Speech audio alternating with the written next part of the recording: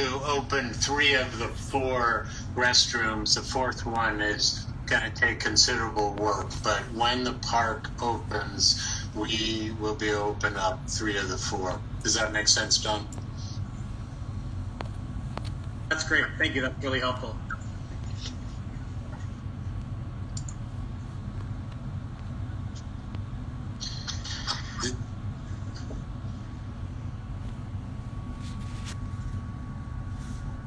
Hi, this is Jennifer Antos with the Neighborhood Farmers Markets and the Capitol Hill Farmers Market. And I just wanted to speak for our own activities because they are so closely adjacent to the park. But talking about plans for Cal Anderson Park. We intend to move to our permanent home on the plaza at the TOD site, as well as the Denny Way street closure, which abuts the north end of the park. And the intended move date is April 18th. So there will be a significant amount of activity and activation and public space on Sundays. Between the hours of the market are between 11 and 3, but our staff are there as early as 7 a.m. and as late as 4:30 p.m. So I just wanted to put that on everyone's radar. Thank you, Jennifer.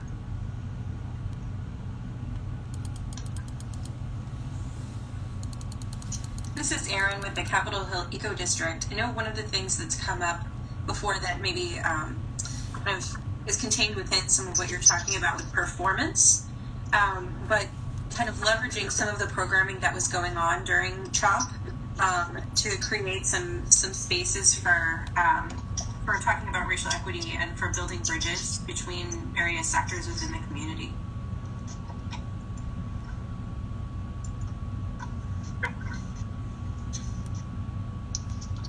Yeah, absolutely, Aaron. We absolutely need to reach out to those artists and make them ideally integrate their work with our activation plan. I think we need to be very proactive about that. We have somebody in the comments asked that that I stop sharing the slide so we can see everybody. So I'm going to momentarily stop sharing. And so we can share to that point.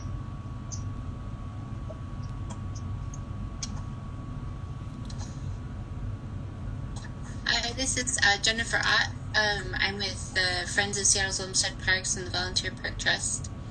And I hope this isn't a totally naive idea. Sorry, I'm echoing.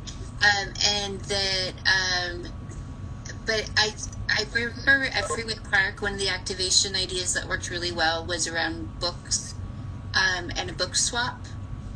And it seems like with all this time that we're all spending inside, that if there was a way to do it safely, sort of a large park-sized free library where you bring books to share and pick up books could be a great way to draw people together safely and activate the park.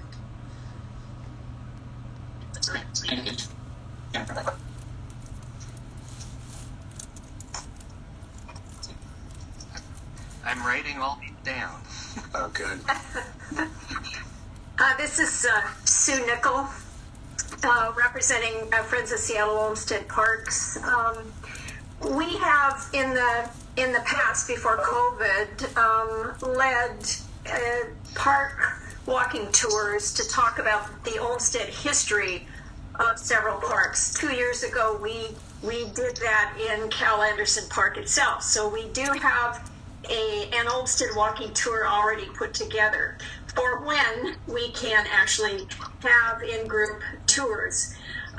But we're also able and willing, I think, to create out of that a self-guided walking tour of the history, Olmsted history of this park. So that's definitely an idea that we're willing to work on too. Also, I'm a retired horticulturist and consulting arborist, and I would be willing to put together a tree walk. That could be a self-guided tree walk or an in-person tree walk when we're ready for that. So 2 ideas for education.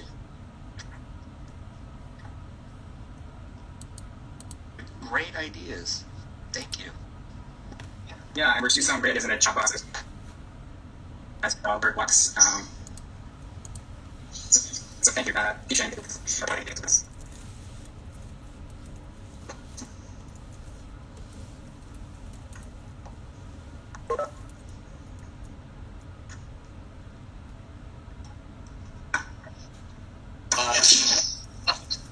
Danielle, I just wanted to throw a topic out there, and that is utilization of the shelter house for programming.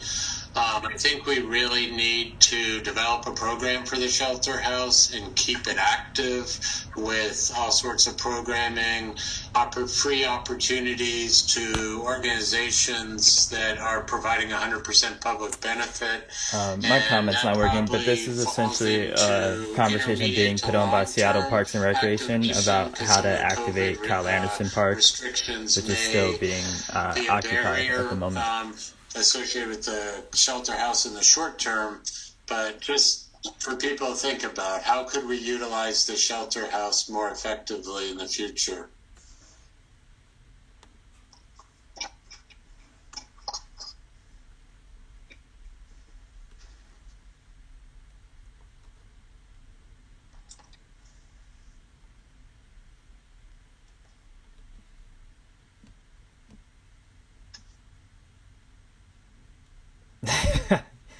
Yeah, they're not even talking about the sweep. They're talking about, doing tree walks. I think there is, looking at the comments, there's a comment about there's great comments about the shelter house and how local groups could be involved in the planning, programming, for sure. Developing a group that's focused on that would be terrific.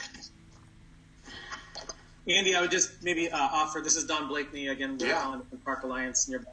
I would just say, we've used that event, that shelter house as an event hub, kind of a home base for when there's a large event in the park. There's bathrooms in there, there's a kitchen, there's supplies and shelter during summer sun months. So that's been kind of a place that major events have used as a kind of a home base, but also just, I think there was I've heard from a few community groups, there's been more interest in using that as a kind of a meeting space back when we can, again, gather in more than 5 people. But finding a way that we could check out the space for community groups like that would be really a great thing to work on with you. And maybe there's some staff time that needs to happen to realize that, and maybe we can cobble that together with community and city support. But I think making that as accessible as possible, and maybe there's a couple of key tenants that use that for some sort of program in the park would be great. But I just think making it more accessible is a huge priority. Yeah, that word accessible is, you're spot on. Go with you. I have another idea. This one's a strange one, but maybe like a 1-hour live show that people could watch via live stream, so they don't have to go there necessarily, but it still activates the park. Maybe someone who already has a show, like Amari Salisbury, could do like a weekly live in the park show, and that way it could be COVID safe too. That's a great one. Yeah. You can talk, will you introduce something that I guess know who you represent? Yeah. Sorry, I didn't hear that. My sound came in. I was asking if you could introduce yourself, especially for those who are on the phone. Yeah. Sorry, I still didn't hear that. This is a horrible time. Did someone heard him? Could you your audio is actually mine is? No, oh, damn. No, Danielle. Did anyone else? Yeah, I'll type it. I'll type it in the chat. Fine. Danielle, I think that your audio is also compressing, so it delays starting it, and then it squishes it all together, so you sound like you're speaking really fast. So maybe I'll talk super slow. I apologize. Oh, God. So I will take it. This is a conversation with Parks and Rec is hosting with the community, quote unquote, about how to activate Cal Anderson. People are talking about their ideas, none of which are talking about the houseless community. More direct involvement from the immediate community. This is Elaine, she, her pronouns with Gender Justice League. We produce Trans Pride Seattle and have done so in the Meadow every June since 2013, except last year. And we've been in discussions with Egan Orion with Pride Fest and Crystal Marks of Seattle Pride about resuming in-person Pride late enough in the year to accommodate the vaccinations and a bit better chance at herd immunity. And we were considering Cal Anderson Park. Probably not the Meadow, because I'm not certain what the status of the garden will be. But we are definitely interested in like Bobby Moore's playfield for sure. Yeah, look at him talking about going somewhere else. I like that. We just need to hold it down. Possibly as late as August, maybe September, and I've heard even early October, which is quite a distance away. And I don't know how excited I am about an October Pride, given the rain, but we want to try something. Well, thanks. I mean, that's all important. And really, the garden shouldn't impact your events. That's what they think. We're currently working on an agreement Damn, I can't post this now. with Black Star Farmers. But the locations for the gardens were on either end of the structures, to the west of the restrooms, to the east of the shelter house. So I'm hopeful that everything can work together. Does that make sense, Elaine? It does make sense. Historically, our footprint has been primarily with a stage at the top center, or the north center of the Meadow, and we got really cozy in the Meadow, and we were able to lay things out in a particularly space conscious way. But I'm thinking to spread things out a bit more. We might want to set up a stage on Bobby Morris and use the space, and people can go on the Meadow as they want, but we wouldn't have programming there. Sounds and like whatever we can do to help you with that, Elaine. I think there might be opportunity to peel back some of the fencing if you wanted to use Bobby Morris more. Do you know what I'm saying? Because the fencing, it's kind of odd the way it creates that barrier. Even the fencing between Bobby Morris and the Meadow. Yeah, so people were more inviting to go between the two. I can appreciate that. I understand that there's it's for mostly safety with ball games. Yeah. And sports equipment. I think a bigger concern is wheelchair access. The field is well graded and is secure enough for a lot of wheelchair use. But transitioning from the east-west sidewalk between the Meadow and the playfield, there are few to no safe opportunities. There's like cobblestone at the east end, and this is probably the best forum I've had to discuss that particular issue. But we would love to see better wheelchair accessible or mobility impaired access between the two spaces. Absolutely. No, we need to make that a priority. Jack Daniels. I'll definitely take a look at that when I'm out there next week. I'm Amy Berger-Hayes from Northwest School, and we have used the park and play fields for years for our students, and we are excited to hopefully start bringing our kids back to campus, and need to do that in an outdoor way. Would love to use the park for sports and just kids running around during the day, and we potentially do some performances as well.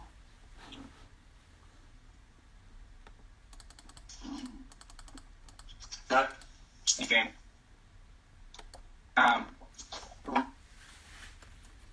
Maybe should we pick up the door? And I do want to say that if there are more ideas as you think about it, we should be Hey, Danielle.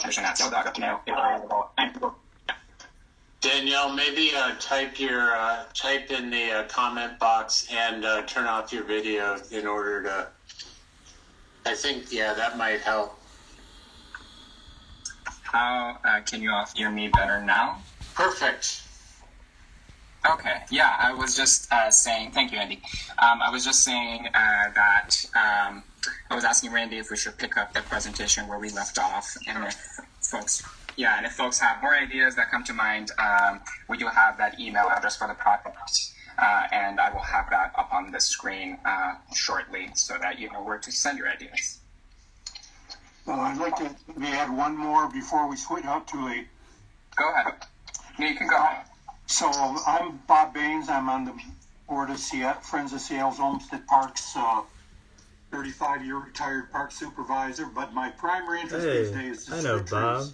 I know his son. One thing that I thought would be particularly suitable is Son creating helped an take all the plants espalier from the park. along Nagel. Chris, I think. So I know there's been a lot of conversations about gardening.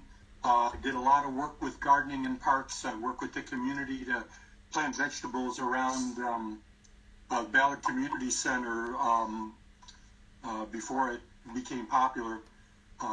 Anyway, that was one of the ideas I was interested in.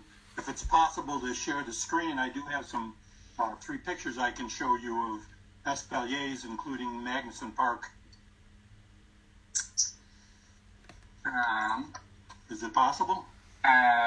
Bob, is it okay if you share the pictures with me over email, and I can share with everyone? WebEx Sure. It's a little bit trickier than other apps. Okay. Would that be okay? Thank you so much. I'll try. I appreciate it. Danielle, go ahead. I was just looking at the comments, and there's a comment about exercise classes, music performances, gardening instruction. I think there's a lot of opportunity to do all that and be COVID compliant, having small groups of 5. That level of energy seems like it is associated with successful activation. Yeah, Andy, and I have seen a couple of questions and comments about funding. Is there anything you'd like to share with the group? Yeah, the effort will be funded through current activation funding through SBR. If that is very limited, but in the case of bringing in it can address bringing in buskers, organizing groups, and I think we can partner with community groups to go above and beyond that. For instance, the lighting, there's a number of folks that want to contribute to the lighting effort. So I think that parks can provide a solid base, and we can go above and beyond with partnering. That being said, activation's all about kind of activity on the site. It doesn't necessarily. It's all about organizing and getting activity on the site. So it shouldn't necessarily cost a lot of money either. Thank you. And we have had a few comments about the encampment as well and the unhoused at the park. Thank you. Would you like to comment on that? I know that both the community and the city is offering support. It's my understanding that contracted outreach workers have been stepping up their involvement out there. But other than that, I can't really talk specifically to the status of the encampment. Hey Andy, this is Taha. Yeah. I was wondering if anyone has made any contact with the unsheltered in the park, like if they could even be invited I mean, maybe this is totally naive, but like invited to these meetings or included in this. No, that's a good point. Sure. Yeah, we can do that. For instance, we've had meetings, we've included REACH and HSD in other meetings like this.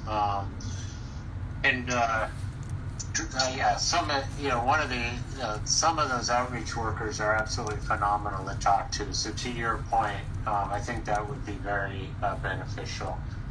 We can do that for sure.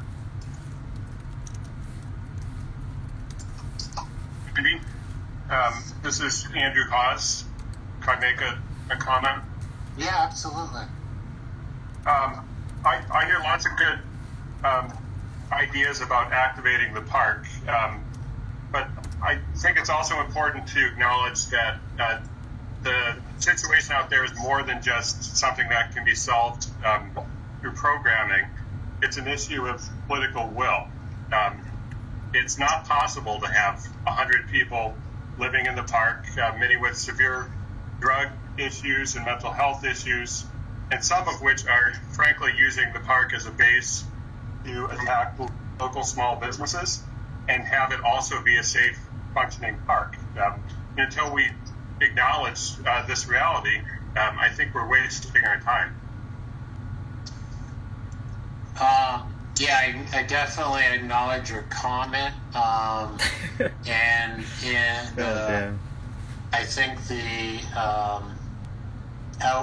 city is definitely increasing their outreach efforts, and our intention here is to get ahead of the park opening with activation. I mean, I'm not sure, we're not claiming that activation is going to cure all the problems, but activation is an essential park ingredient, so we want to have our plan in place when the park opens. I hope that doesn't directly answer your question. I definitely acknowledge where you're coming from. And, there's definitely other entities within the city trying to address the encampment and the behaviors you're talking about.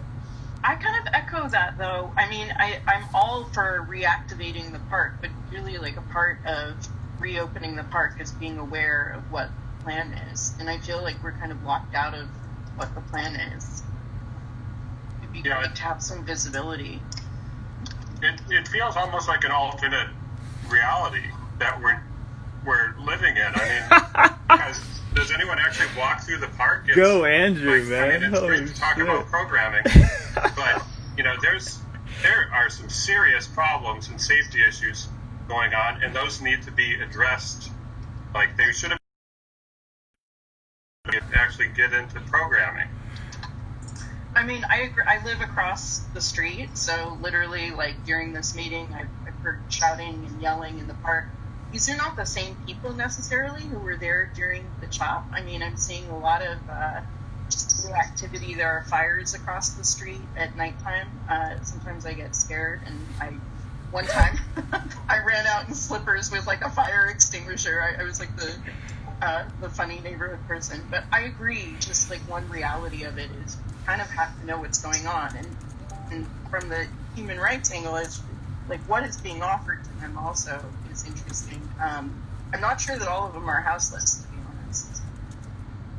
This is Joey.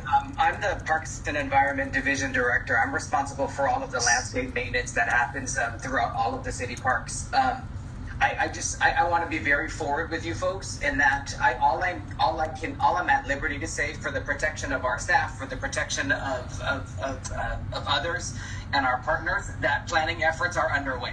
And we're trying to come at it from a human rights angle and have it with an empathetic perspective. But there are planning efforts that are plans that have never been done before on a level that hasn't been done in the past. So that's all I'm at liberty to share. I'm not going to take any questions for that, but know that we're trying the best as we possibly can with the current moratorium that we have on moving encampments. again, this sounds super cryptic, but that's all I'm going to share. And that know that the planning efforts that you are doing are for what we are hoping is going to be a different park than what it is right now. And then just to answer one question, I'm in that park about every other day. Andy's in that park all the time. And so we are very aware of what's happening in the park at this current time. We know that has shifted, from Chop and Chaz, and then it went into a different group of people, then another group of actual homeless individuals that are currently unhoused, and now we're at a place now where we have another mixture of unhoused and people who are housed and supporting the unhoused. So again, I'm going to put myself on mute, and that's all I'm going to share. Thank you. Thank you, Jerry. I know that folks have questions, and we will have some more time for question and answer. I want to make sure we have a couple more important slides to get through before the end of the meeting. So, Randy, would you like to? Yes. Yes. Thank you. Hi, Ed Weiger here. For the past 15 years in the department, my role has been to work with parks that have some sort of public safety issues and to work with the community to help turn those parks around. Certainly none of them have had the magnitude or variety of issues that are currently happening at Cal Anderson Park. And my understanding of today's meeting is there's two primary purposes. One is to provide a status update on where things are.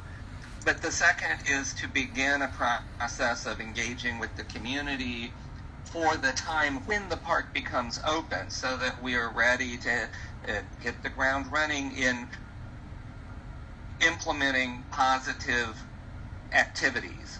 And so it absolutely is true that the current conditions at the park won't allow the sort of activation activities, but we would like to get the ball rolling with the community to develop activities and have them sort of ready to go. And my understanding is that we want to create some work session with the community over the upcoming weeks and months around activation activities. But we can also be, my understanding is we'll be providing some status reports in a different format. So to kind of get the activity planning process sort of in one series of meetings and then have staff for another so individuals can participate in either or both according to their interests. Does this make sense? Yes. Okay.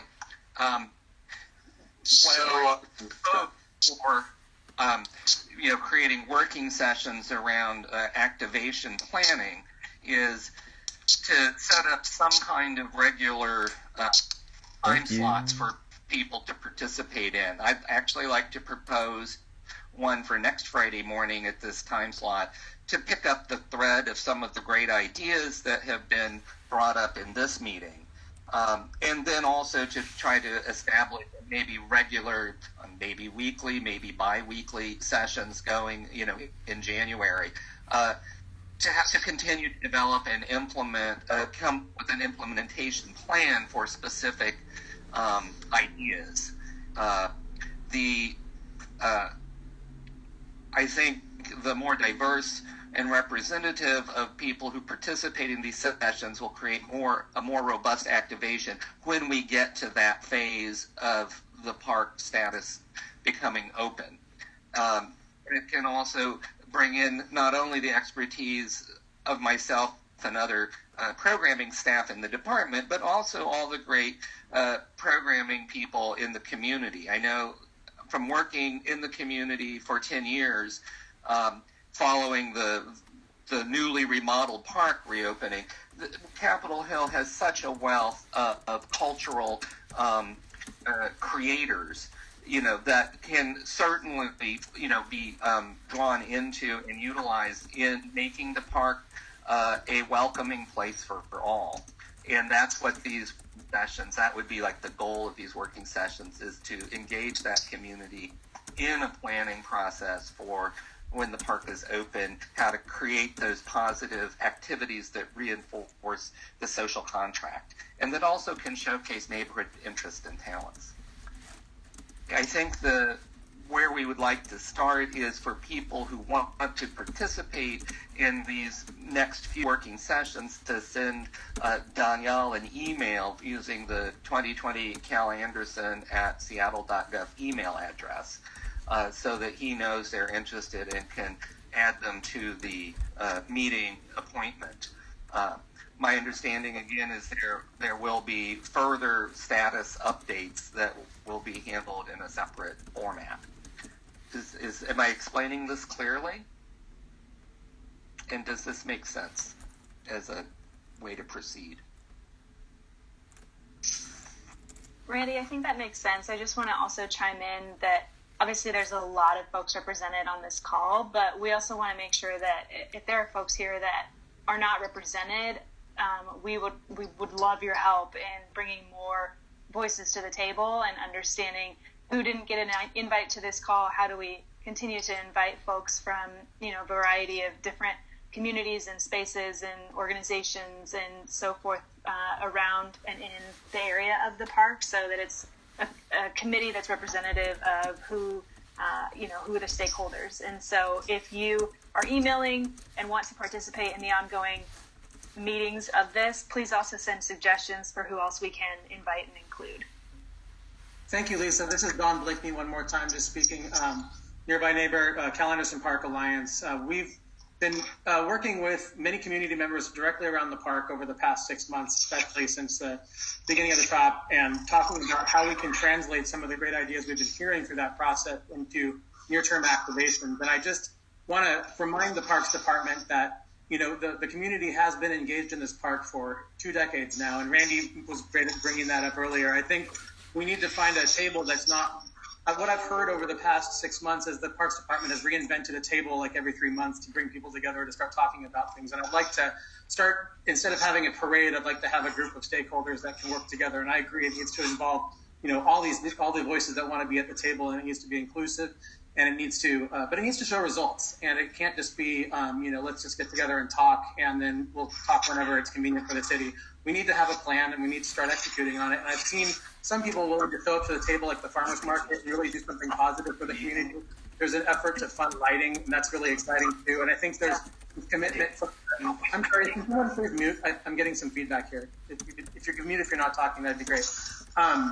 I'd like to see what we're going to use for measuring success on these initiatives, because if we say we're going to open the bathrooms but they never actually get open, I'd like to be able to call that out in a future meeting and come back and figure out what's not working there and how we make progress. And if we're not able to activate the park with people who are going to open the shelter house and make that accessible to folks, I'd like to know what are the hurdles to that, and why aren't we making progress? And so what I feel is if we keep having different tables where we talk about this, we never can make progress. And so I'd like to leverage the table that Cal Anderson Park Alliance has set to some extent, and we can bring that table to the process you're talking about, or you can bring this process to that table. But that table has the college, it has the AIDS Memorial Pathway, it has major stakeholders around the neighborhood park that I think need to be engaged in this. And if we don't pull all this onto one page, we're going to miss an opportunity to get great investment from folks who care deeply, and also engage all of the new voices that want to be a part of saying what happens next in this park. So I have to say, let's be organized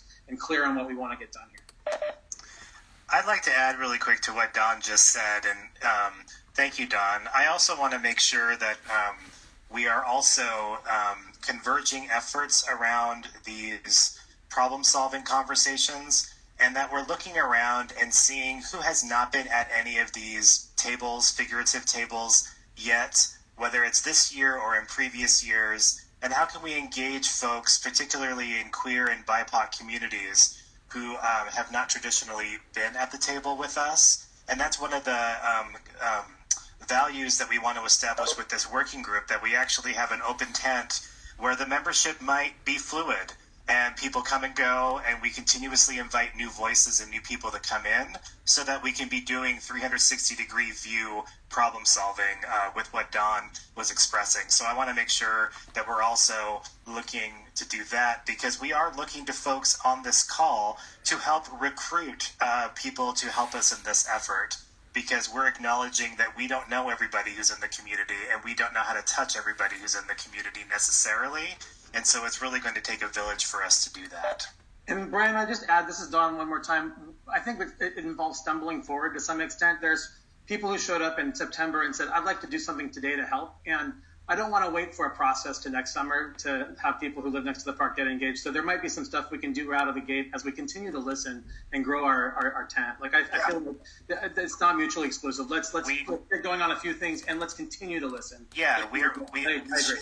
We share that value with you as well. We're moving several pieces in parallel together, which is why we had that priming document earlier today, because we came up with some ideas to kind of help people start to brainstorm. So I agree with you about keeping everything moving together while keeping an open tent.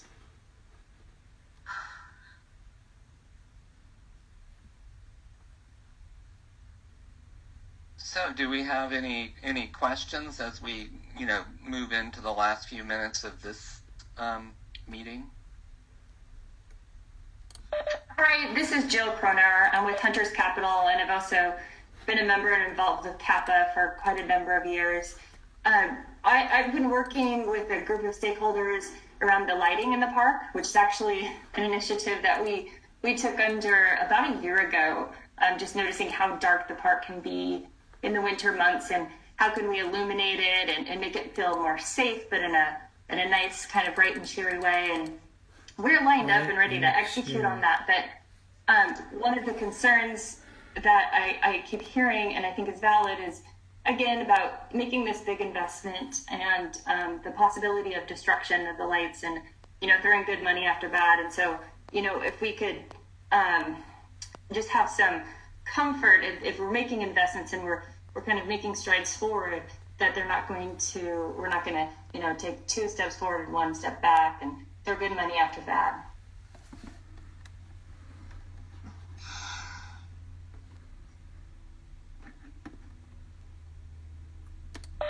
Other thoughts, comments, questions? Hey y'all, just been kind of listening so far. Yeah, it seems like there's kind of assortment of ideas and beliefs occurring in this space. I just want to remind all of you, as unsafe as you all might feel in this moment, these people in the park feel 10 times more unsafe than all of you. So, I know that we're thinking about, activating the park and trying to get it back to be a recreation area. But, someone mentioned this being like a political battle, and in ways it is. It's a political value. We're looking at our values here and trying to evaluate whether we value human lives more than we evaluate property. And I know that what's been happening in Cal Anderson has been making a lot of the people that live around it feel uncomfortable. But the people in that park have felt uncomfortable most of their lives. And this is not a problem that's going to get solved in a few months. So as much as we can to center those people who are down there, I think that would be really important. It's the winter time, as much as we can, ensure that they don't get disturbed again throughout this winter, and that they have access to bathrooms and food and water and ways to clean themselves. I would love to hear, and have everyone think more about that and ways in which, you can just show up today and help, because there's lots of people who are doing that and it's making a difference. So the more the better. Keep talking, keep learning, keep having conversations with people you don't talk to. Those are the ways in which we make change. Is it other people's understanding that the outreach workers who are in conversation with the people in the park can offer ways?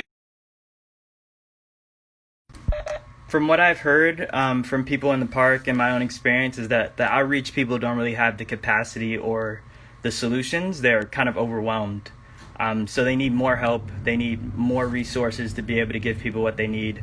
Most of the resources that are going to help people in the park are actually coming from private individuals and people who are volunteering their time to show up and, try and pick up trash, try and help deliver needles that they've acquired from, SVU's actually helping out with the needle deliveries, or providing food and providing tents and providing sleeping bags to folks so that they're warm and taken care of. So a lot of it is coming from, private organizations. I know Seattle Parks is also, in there and doing work, but most of the support has been coming from, individual people. And yes, COVID is real. People are in that space struggling, and they need to stay clean, and we need to figure out a solution to keep that space clean. But yeah, there's more resources that are needed. And everyone in this group, everyone in this call has lots of resources. So maybe if we all just sat down and say, how can we think about solving this unhoused issue, we might come up with some more solutions. Thank you. Do we know what has been offered so far? I mean, I know there's like a tiny house program in Seattle. It's unclear what has been offered, because I agree, I guess, that one night at a shelter isn't really enough if I were homeless to make me want to give up my rent, right? So like, I'm just curious what has been offered so far. Can we help with that? And I think that question speaks to having an outreach worker join one of these meetings, because they're very fluid at speaking to those issues and what is needed. So we can arrange that for the next meeting for sure.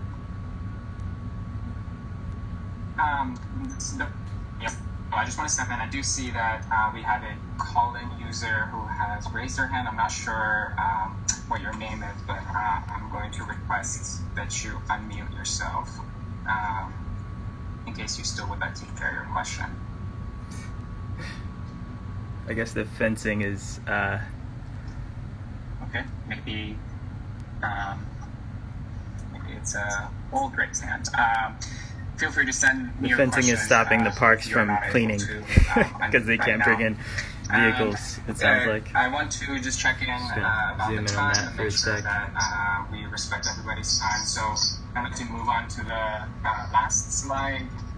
In terms of next steps, if folks can make sure that they're muted. So much fear from people with all the power. In terms of next steps, we, as Randy was just speaking, we're looking to set up regular meetings. Is that Mark for the working Anthony in here? sessions, and we're looking at How did you next get an Friday, invite? December 18th, as a possible I next, believe Volunteer Park session. was offered as an alternative And to after Cal that, Anderson. we're So, hoping for one in early January. yeah, interesting. As Lisa mentioned earlier, we are curious to know who is missing at the table, so we encourage Yeah, you to they let like to us use the know if excuses there so that they can create an are groups or agenda and to organizations do a that's similar sweep. to you are interested in being a part of this conversation.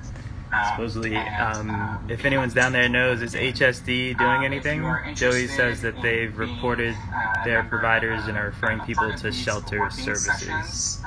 Again, shelters don't solve the issue. By Monday afternoon, spend the weekend and think about it. If you have questions, but if you could let us know by Monday afternoon, that would be great.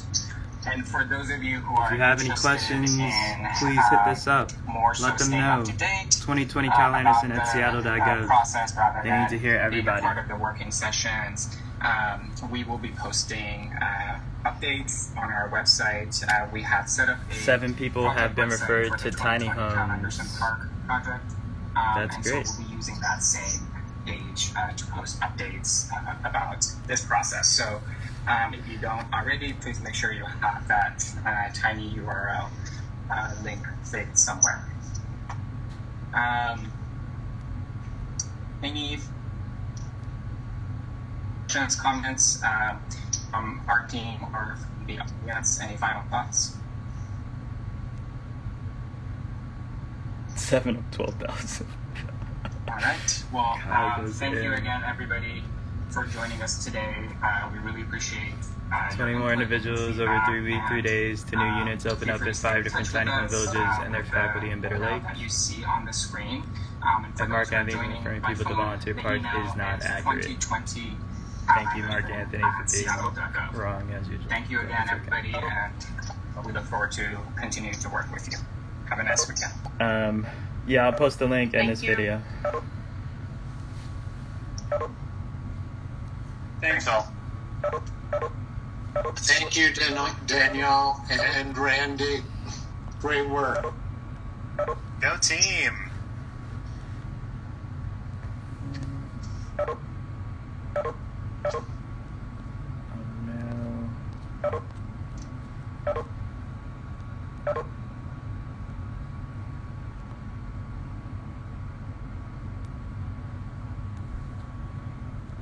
Let's see, I might have to.